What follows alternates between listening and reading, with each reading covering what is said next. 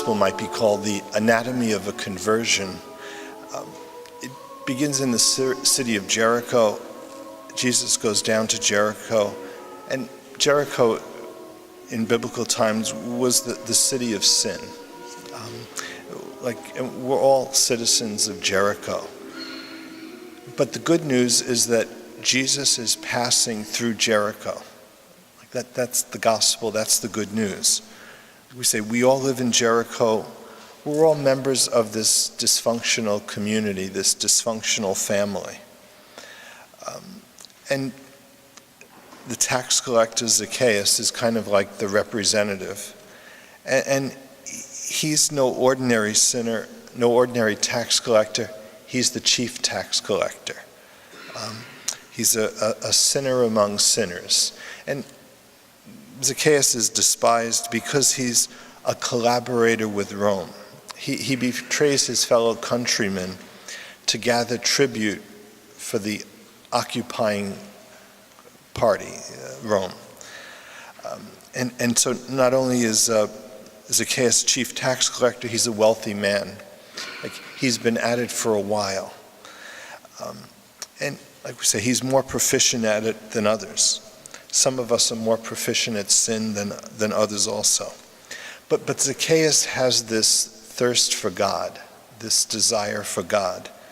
And that's the lure of grace. Father Barron says that we're all wired for God.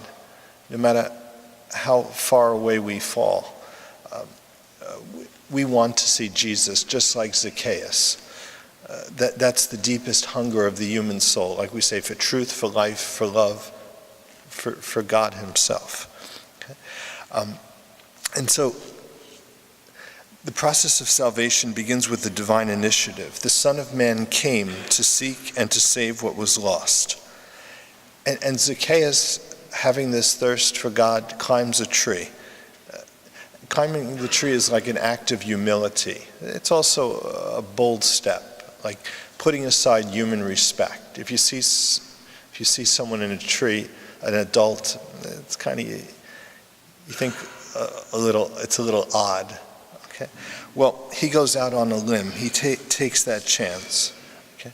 Like what's people say? What's Zacchaeus doing in a tree? Okay. Well, sometimes we have to step out in faith. Like one of the priests, Father Phil Bloom, says, if you see someone in church, you say, well, what's that guy doing in church? Well, sometimes that thirst for God causes us to step out, and not to discourage it, but to encourage it, to help people who are out on that limb to find Christ. And when our Lord sees Zacchaeus up in the tree, he says, "Today I must stay at your house." God looks for the smallest opening, and he's ready to pounce when we open the door. He calls us by name. He doesn't only know humanity in the generic sense. He knows each one personally by name.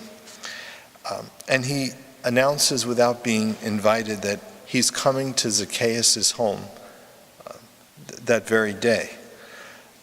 And the point is, Jesus wants to invade our lives. He wants to take over your lives. He doesn't want to stay in my guest room, off in the corner somewhere.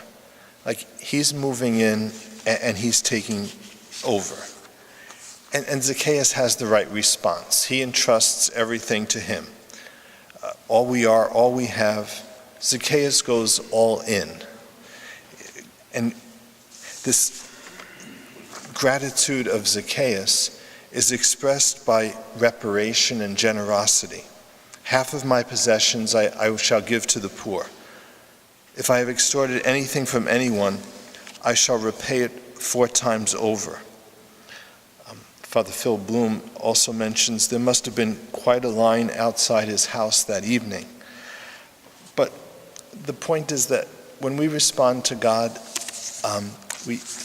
when we respond, we recognize God's generosity, we forget ourselves, and we respond in turn with generosity. And so that goal is we respond to generosity with generosity, to God's total gift of self, by our total gift of self in return.